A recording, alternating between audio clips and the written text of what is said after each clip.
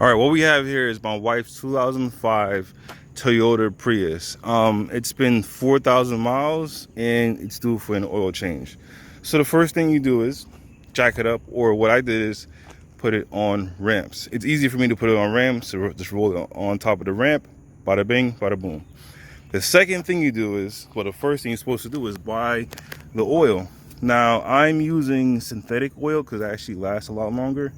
And you can use any type of oil, but I love using synthetic oil since this car has over 140,000 miles on it. So really, the only thing you really need is 4 quarts of oil. That's one good thing because it will save you money in the long run. So once you jack up the car, you actually, where's the dipstick? You release the dipstick with pressure, and you open the oil cap for pressure as well. I'm not a mechanic.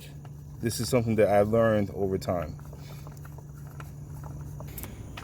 Another thing you might need is a 14mm ratchet. Now the drain nut is actually right here. It's very easy to get to once you lift the car up. You don't have to lift both sides up, but that'll make it easier since I'm a bigger guy.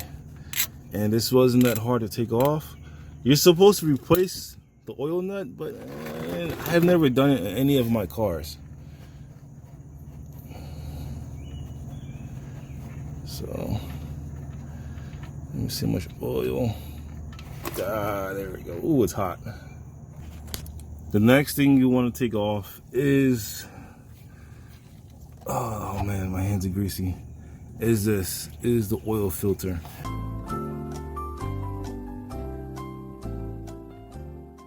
I was able to get the oil filter off, but my goodness, this thing gave me so much trouble. It was on there really tight.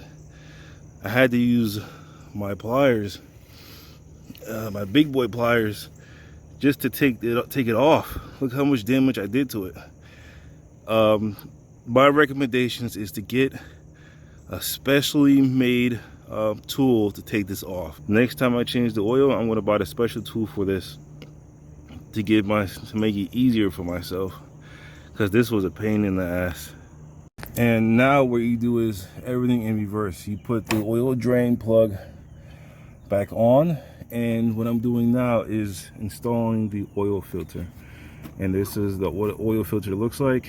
It actually has a plastic covering to make sure there's nothing that can get inside of, like particles or dirt. So what I'm going to do is I'm going to actually put a little bit of oil on the rim of the oil filter and screw it back in. One thing you want to make sure that you're not over tightening the filter. You could just hand tighten the filter. There's a lot of people out there that will over tighten the filter and it will actually leak. I learned that the hard way. Just hand tighten the filter. And when you actually reinstall the drain plug, just really just hand tighten it. That's it. I'm a big guy. I'm 260 pounds and I can literally crack this in half. This, don't want to replace it. Too expensive. Oh, turn it the wrong way. Hold on.